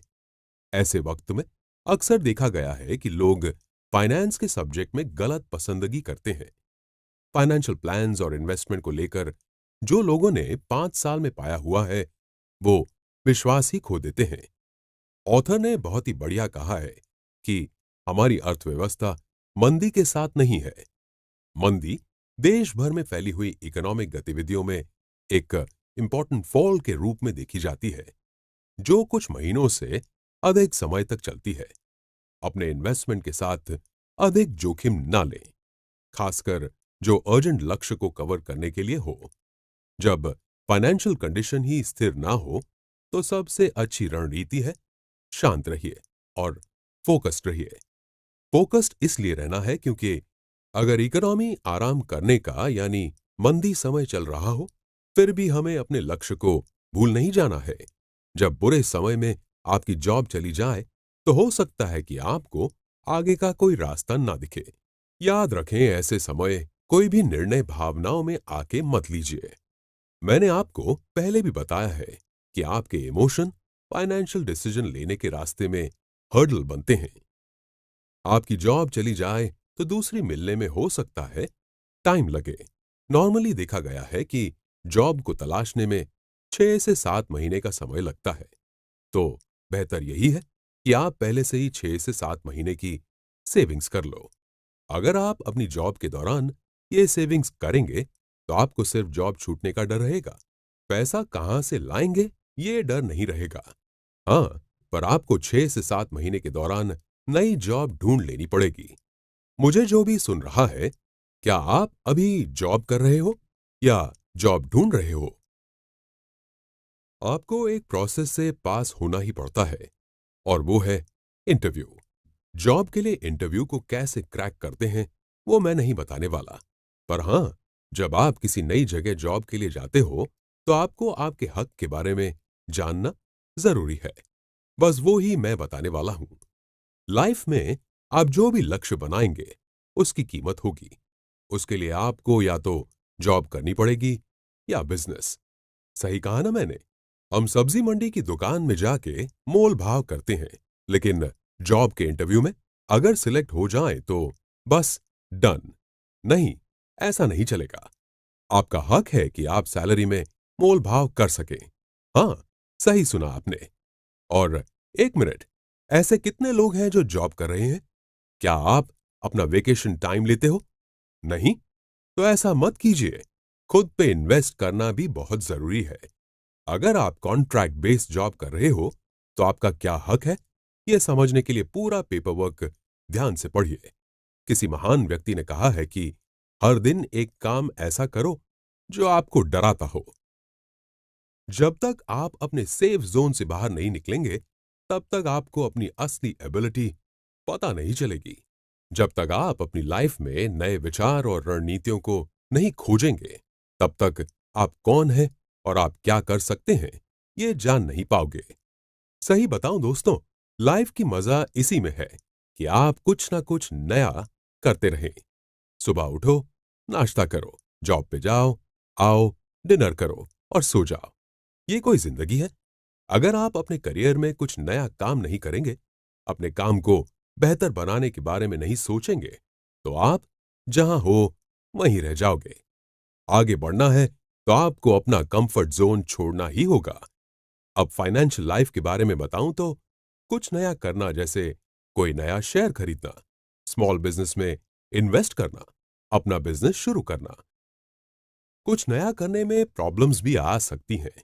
आपने अपनी लाइफ में जो भी एथिक्स तय किए हों, उसे समय और सिचुएशन के साथ तोड़ना जरूरी है। ये तभी तोड़ा जा सकता है जब आप जोखिम उठाएं। आपके मन में ये सवाल होगा कि फाइनेंशियल जोखिम के डर से कैसे छुटकारा पाया जाए। समाज हमें इनकरेज करता है कि हम सेफ डिसीजन ही लें और नियम को पकड़े रखें। हमें इस बात को समझ लेना जरूरी है कि कोई भी चीज रिस्क फ्री नहीं होती। अपने सभी डिसीजंस में जोखिम पर ध्यान दें, लेकिन जोखिमों से इतना भी ना डरें कि सामने आई हुई तक को जाने दें। एक बात तो क्लियर है कि लाइफ में और फाइनेंस में जोखिम तो आने ही वाला है, तो उसमें क्यों ना मास्टर बन जाएं। जोखिम डिफरेंट वेज में हर कई हैं। इकोनॉमिक और साइकोलॉजिकल रूप से जोखिम कम करने के लिए तैयार रहें। जैसे पहले भी बात की है मैंने कि अपनी योजना में प्लान बी शामिल करो। आवश्यक हो तो उसके लिए तैयार रहो। वॉरेन बफेट ने कहा है कि लालची बनो जब दूसरे भयभीत हों। उनका कहने का मतलब यह है कि ऑपोजिट होने से डरो मत। बड़ी बड़ी सफल कंपनियों ने ऐसे वक्त में अपना धंधा शुरू किया जब मार्केट में ज्यादा स्ट्रेस या मंदी का माहौल चल रहा था। कई बार लोग आपको ये कहेंगे कि कुछ भी शुरू करने का ये गलत समय है, पर कुछ नया शुरू करने का यही सही समय होता है। मंदी का समय आपको डिसिप्लिन बनाता है। लिमिट्स को तोड़ने के लिए जरूरी है कि आप ज्यादा छलांग मारें, आगे की सोचें और फॉलो करें। मंदी के समय फंसे हुए इंसान और बिजनेस मालिकों ने इकोनॉमी में कम पैसे खर्च हों, इसलिए बार्टर सिस्टम को फिर से जीवित किया था। लिमिट्स को तोड़ना मतलब अपने कंफर्ट जोन से बाहर निकलकर अपने पर्सनल, फाइनेंस और प्रोफेशनल लाइफ में अवसर की एक बड़ी दुनिया के लिए खुद को खोलना। साथ ही हम आत्मविश्वास हासिल करते हैं। आप खुद में समस्या को सुलझाने के टैलेंट को बढ़ते हुए देख पाते हैं। क्या कभी आपको यह सवाल आया कि मेरे पास पैसे हैं लेकिन मुझे निवेश करने के लिए कुछ और पैसे चाहिए? तो आपके लिए निवेश का बेहतरीन ऑप्शन मौजूद है। आज का नया ट्रेंड, नई मंदी के बाद की लहर है बिजनेस। आजकल का नया ट्रेंड है खुद के बॉस बनो। यह बिल्कुल नया नहीं है, पर आज लोग 9 to 5 की जॉब से ज्यादा खुद के बॉस बनना पसंद करते हैं। हो सकता है कि आपको किसी मित्र या रिश्तेदार के बिजनेस में निवेश करने का ऑफर दिया जाए। उससे पहले आपको कुछ रिस्क पर सोचने की जरूरत है। और हां, जहां पे रिश्तों से जुड़ी बात हो, वहां पे यह सोचना जरूरी है कि अगर प्लान वर्क ना करे तो आपके रिश्तों में कोई असर ना पड़े। अच्छी योजना से जोखिम को कम करना संभव है और आपके रिश्ते में भी बुरा असर नहीं पड़ेगा। अगर आप कोई दोस्त या परिवार के किसी सदस्य के बिजनेस में निवेश करने जा रहे हो, तो सबसे पहले आपको आपकी भूमिका क्या है, यह समझनी होगी। दो तरह की पार्टनरशिप होती है। एक एक्टिव पार्टनर जो रोजाना डिसीजन करता हो, और एक साइलेंट पार्टनर जो डिसीजन या किसी चीज में नहीं पड़ता, सिर्फ इन्वेस्ट करता है और प्रॉफिट या लॉस में अपनी भागीदारी रखता है। जब भी आप इन्वेस्ट करने का सोचें तो सामने वाले से अपनी एक्सपेक्टेशन को समझें। अपने दोस्त या रिश्तेदार के बिजनेस प्लान को समझें। मार्केट में क्या चल रहा है, हमारी कंपटीशन में कौन कौन है, ये भी जानें। अगर आपको समझ ना आए तो किसी और इंसान से जो इस मार्केट के बारे में वाकिफ हो, उससे आप सलाह, मार्गदर्शन ले सकते हो। उससे पूछ सकते हो कि इस बिजनेस में इन्वेस्ट करना क्या ठीक रहेगा। अगर आप अपना पैसा निवेश कर रहे हो तो ये सारी बातें जाननी जरूरी हैं। अगली इंपॉर्टेंट बात यह है कि आप ये जान लें कि उस बिजनेस का इंचार्ज कौन रहेगा। सामने वाले के पास कितना ही जबरदस्त बिजनेस प्लान या आइडिया क्यों ना हो, दोनों को अपनी भूमिका समझनी जरूरी है। और आखिर में जो भी आप दोनों सोच समझकर फैसला करो, उसे लिखावट में ले लो। दूसरा इन्वेस्टमेंट का ऑप्शन है गोल्ड। गोल्ड को पता है क्या कहते हैं? Safe haven investment. गोल्ड की वैल्यू बढ़ती ही जाती है। यह एक वास्तविक इन्वेस्टमेंट है। इसमें जोखिम की बात एक ही है कि इसकी कीमत फ्लक्चुएट होती है। अगर कभी कोई बुरा समय आ जाए तो गोल्ड बेचकर आपको फाइनेंशियल रूप से मदद मिल सकती है। बिजनेसमैन की सोच क्या होनी चाहिए? गोल्ड एक ऐसा निवेश है जिसे आप देख सकते हो, पकड़ सकते हो और लंबे समय तक अपने पास रखना चाहते हो। अगर आपको जोखिम उठाना पसंद है तो आपको प्राइवेट इक्विटी में निवेश करना चाहिए। प्राइवेट इक्विटी मतलब उन कंपनीज में निवेश करना जो अन्य कंपनियों को जब्त कर लेती हैं और बाद में उन्हें प्रॉफिट के लिए बेच देती हैं। प्राइवेट इक्विटी एक गेम है जो रिच को ज्यादा रिच बनाती है। ये फिर भी जोखिम से भरा बिजनेस है। मैं ना बहुत बोर हो चुका हूं। लाइफ में कोई एडवेंचर ही नहीं है। बस पूरा दिन काम ही करते रहो। सैलरी कम देते हैं और काम ज्यादा करवाते हैं, छुट्टी देते हैं तो जैसे हम पे मेहरबानी करते हैं। ये सब उन लोगों के मन में जरूर आता है जो करते हैं जॉब। अगर आपको अपना काम करना पसंद है तो आपको लगेगा ही नहीं कि आप कुछ काम कर रहे हो, लेकिन फिर भी बिजनेसमैन बनना और हार्ड वर्क करना आपको ज्यादा प्रॉफिट दिला सकता है। आपको जॉब में लग्जरी नहीं मिल सकती, मगर एक छोटा सा बिजनेस करने पर आप फील कर सकते हो। हाँ, बिजनेस एक बार शुरू कर लिया तो फिर आपको वेकेशन करने का मौका ना मिल पाए, पर सामने पैसे बहुत मिलते हैं, बहुत कुछ सीखने को मिलता है। बिजनेसमैन बनना सिर्फ लाखों में कमाने का रास्ता नहीं है, बल्कि आपकी क्रिएटिविटी, मजबूत काम, एथिकल फ्रीडम, इच्छा से जुनून का पीछा करता है। एक बार बिजनेस शुरू करने का चांस लेना चाहिए, इसी से ये सब शुरू होता है। आजकल आपने देखा होगा, लोग जॉब से ज्यादा बिजनेस करने में अपना इंटरेस्ट दिखाते हैं। लोग बिजनेस करते हैं। फाइनेंस का फाउंडेशन यही है कि एडिक्वेट पैसे कमाएं, जिससे आप अपने लक्ष्य को प्राप्त कर सकें। 9 to 5 की जॉब में सिक्योरिटी नहीं होती। अगर आप फाइनेंशियली सिक्योर होना चाहते हो तो कमाई की सारी पॉसिबिलिटी अपने हाथ में ले लो। अगर आप ये सोचते हैं कि आप बिजनेस करें तो जॉब के कुछ फायदे आपको नहीं मिलेंगे, जैसे कि हर साल सैलरी बढ़ना, बोनस मिलना, तो जरा रुकिए। आपको पता है बिजनेसमैन को इसके सामने क्या मिलता है? नए घर का वो डाउन पेमेंट भर सकता है, अपने घर में किचन या लिविंग रूम में सुधार करवा सकता है, अपनी रिटायरमेंट सेविंग्स को बढ़ा सकता है, अपने बच्चों को अच्छी स्कूल में पढ़ने के लिए भेज सकता है। अगर आप अपनी जॉब को छोड़कर बिजनेस शुरू करते हो तो ज्यादा पैसे कमाने के साथ ज्यादा खुशी भी मिलेगी। ऐसा नहीं है कि उद्यमी ज्यादा हैप्पियर इंसान होता है, मगर खुशी उनको अपने ही रूप में मिल जाती है। किसी ने खूब कहा है कि अमीर आदमी बिजनेसमैन हो ये जरूरी नहीं, पर बिजनेसमैन अमीर जरूर होता है। एम्प्लॉय होने से ज्यादा सिक्योरिटी सेल्फ एम्प्लॉय होने में है। जब आप खुद के बॉस होंगे तो आपको एम्प्लॉय जैसा डर नहीं लगेगा, जॉब छूटने का डर नहीं लगेगा। ये बात है कि स्टार्टअप और स्मॉल बिजनेस कई बार फेल हो जाते हैं, लेकिन फिर भी आपके हाथ में सभी चीज की पावर होती है। लोग ज्यादा खुशी पाने के लिए और हाई टारगेट्स की तलाश में बिजनेस स्टार्ट करते हैं, बिजनेसमैन बनते हैं। आपको कई बार डर लगे कि ऐसे ही मैं कैसे जॉब छोड़कर बिजनेस कर लूं, तो आपके पास ऑप्शन है पार्ट टाइम बिजनेस करने का। कोई भी इंसान पार्ट टाइम बिजनेस कर सकता है। बिजनेसमैन वो है जो पहल करे। अपॉर्चुनिटी को क्रिएट करना पड़ता है, वो सामने से नहीं आती। जो बिजनेसमैन होते हैं वो फुलफिल्ड लाइफ और सिक्योर फ्यूचर को लीड करते हैं। क्या आप जानते हैं कि कैसे आप पार्ट टाइम बिजनेसमैन से फुल टाइम बिजनेसमैन बन सकते हो? सबसे पहले आप कौन हैं ये याद रखें। हम सब के पास स्किल और पैशन है। लाइफ हमारी इतनी हेक्टिक हो चुकी है कि हम भूल गए हैं कि हमें किस बात से मजा आता है, हमारा शौक क्या है, हम किस चीज को करने में टैलेंटेड हैं। तो अब इन सब के बारे में सोचना शुरू करें। आप हाई स्कूल में अपनी लाइफ को कैसे एंजॉय करते थे? बिजनेसमैन बनना अपने स्वयं की खोज है। अगर आपको कुछ भी समझ ना आए कि आपको कौन सा बिजनेस शुरू करना है, तो एक बार अपनी जिंदगी में पीछे मुड़ के देखें। आपको क्या करने से सबसे ज्यादा खुशी मिलती है? आप किस चीज में माहिर हैं? क्या उस चीज के रिलेटेड आप बिजनेस कर सकते हैं?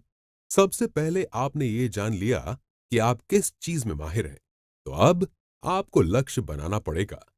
काम करने की सेटिस्फैक्शन ना मिलना, ज्यादा पैसे कमाने की इच्छा, ये सारी बातें आपको ये सोचने पर मजबूर करती हैं कि क्या आप जॉब को कंटिन्यू करना चाहते हो या छोड़ना ठीक रहेगा। बहुत सारे विचार आपके मन में आएंगे, जॉब छोड़ के कुछ करें या जॉब के साथ कुछ करें।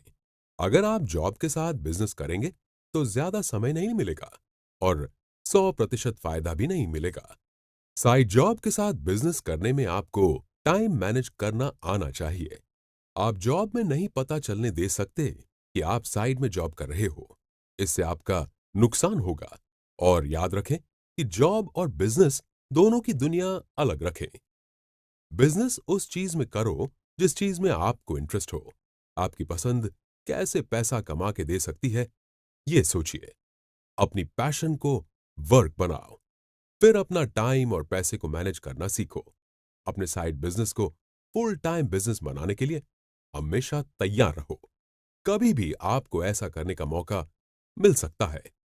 खुद के बॉस बनो, अच्छी इनकम कमाओ।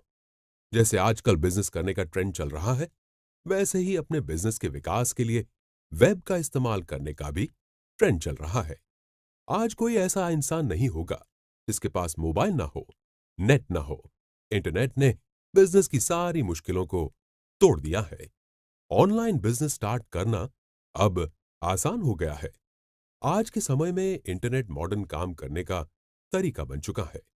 बहुत सारा फ्रीलांस वर्क ऑनलाइन शिफ्ट हो चुका है। फ्रीलांस वर्क से अब कई सारे लोगों में जॉब छूटने का डर नहीं रहा है, क्योंकि वो जानते हैं कि उनकी स्किल के मुताबिक उनको कोई ना कोई काम मिल ही जाएगा। फ्रीलांस में आप जितना ज्यादा काम करेंगे, उतनी ज्यादा अपॉर्चुनिटी मिलेगी। एम्प्लॉय से सेल्फ एम्प्लॉय बनना इतना आसान सफर नहीं है, मगर सेल्फ एम्प्लॉय बनने के लिए कोई सही समय भी नहीं है। कई बार ऐसा होगा कि आप अपना साइड बिजनेस शुरू करोगे, लेकिन बिजनेस चलने के लिए आपको पैसे की जरूरत पड़ेगी और सेविंग्स के लिए आपको जॉब करना पड़े। ऐसी सिचुएशन में पहले आप अपने साइड बिजनेस में थोड़ा सेटल हो जाएं, फिर जॉब छोड़ना आपके लिए फायदेमंद रहेगा। वैसे बिजनेस की दुनिया में पैसे जल्दी खर्च हो जाते हैं, इसलिए बिजनेस में सोच समझकर प्लानिंग करनी चाहिए। सेविंग्स की प्रॉब्लम है, फिर भी आप फुल टाइम बिजनेस करना चाहते हो, तो आपके लिए कुछ टिप्स हैं। जैसे आप लोन ले सकते हो, आप गुड्स और सर्विसेज को बार्टर कर सकते हो। अगर कुछ भी प्लान के हिसाब से ना चले, तो आपके पॉकेट में कुछ सेविंग्स के पैसे होने चाहिए। आपको पहले से ही प्लानिंग करनी पड़ेगी कि अपनी कमाई के 10% अलग रखें, जब तक आपके पास 3 महीने तक की सेविंग्स ना रहे। कुछ छोटे बलिदान आपको बड़ा लाभ दे सकते हैं। अगर बिजनेस में ज्यादा इनकम नहीं हो रही हो, तो अपने खर्च कम करें। तो दोस्तों, आपने जो सुना उसका सार है कि अपने लक्ष्य को बनाएं, डिसिप्लिन का पालन करें, अपने इमोशन को कंट्रोल में रखें। अपना एक मनी बडी होना चाहिए जो आपको आपके लक्ष्य की डेडलाइन को याद करवाने में मदद करे। डिसीजन सोच समझ कर लीजिए, भावनाओं में बहकर नहीं। क्रेडिट कार्ड का इस्तेमाल कम करके कैश का इस्तेमाल ज्यादा करें। अगर अभी कोई सिचुएशन में फंस जाएं, तो अपने किसी रिश्तेदार की मदद लीजिए। अपने लक्ष्य को सजा के अपने सामने रखिए। अगर आप निवेश करना चाहते हो, तो गोल्ड या बिजनेस में इन्वेस्ट करना फायदेमंद रहेगा। और आखिरी इंपॉर्टेंट बात, खुद के बॉस बनो। आई होप आप ये बहुत ही अच्छी तरह से समझ चुके होंगे कि अमीर होना और अमीर महसूस करना अलग अलग बातें हैं। धन्यवाद।